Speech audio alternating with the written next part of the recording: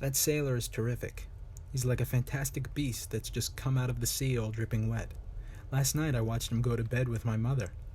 Noboru began an excited account of what he had witnessed the night before. The boys kept their faces blank, but he could feel every eye on him, and the straining to catch every word. He was satisfied. "And that's your hero?" the chief said when he had finished. His thin, red upper lip had a tendency to curl when he spoke. "Don't you realize there's no such thing as a hero in this world? But he's different. He's really going to do something." "Oh? Like what, for instance?" "I can't say exactly, but it'll be something terrific." "Are you kidding? A guy like that never does anything." "He's probably after your old lady's money. That'll be the punchline. First, he'll suck her out of everything she's got, and then bang, bam, see you around, ma'am. That'll be the punchline." "Well, even that's something, isn't it? Something we couldn't do?" "Your ideas about people are still pretty naive," the 13-year-old chief said coldly. "No adult is going to be able to do something we couldn't do. There's a huge seal called impossibility pasted all over this world. And don't ever forget that we're the ones who can tear it off once and for all." Awe-stricken, the others fell silent. "How about your folks?" the chief asked, turning to number 2. "I suppose they still won't buy you an air rifle?" "No, I guess it's hopeless," the boy crooned to himself, arms hugging his knees. "They probably say it would be dangerous, don't they?" "Yes, that's crap." Dimples dented the chief's cheeks, white even in the summer. "They don't even know the definition of danger. They think danger means something physical, getting scratched and a little blood running, and the newspapers making a big fuss. Well, that hasn't got anything to do with it. Real danger is nothing more than just living.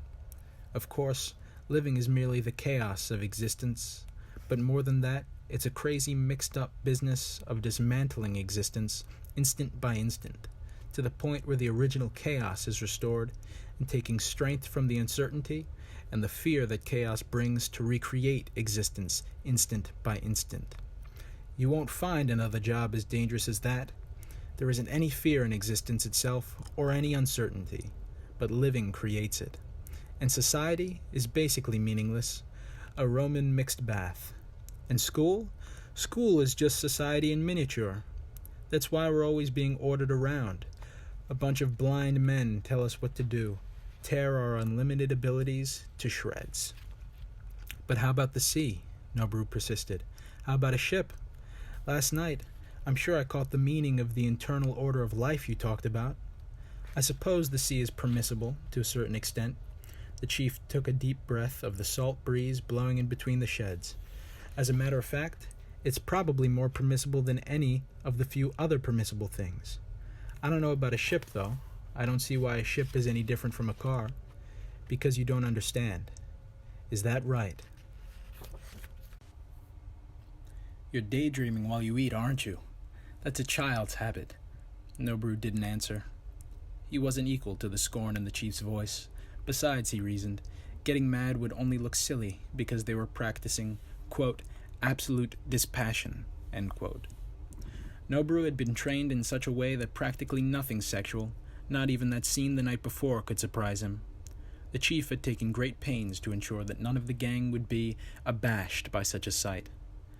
Somehow, he'd managed to obtain photographs picturing intercourse in every conceivable position and a remarkable selection of precoital techniques, and explained them all in detail, warmly instructing the boys about the insignificance, the unworthiness of such activity.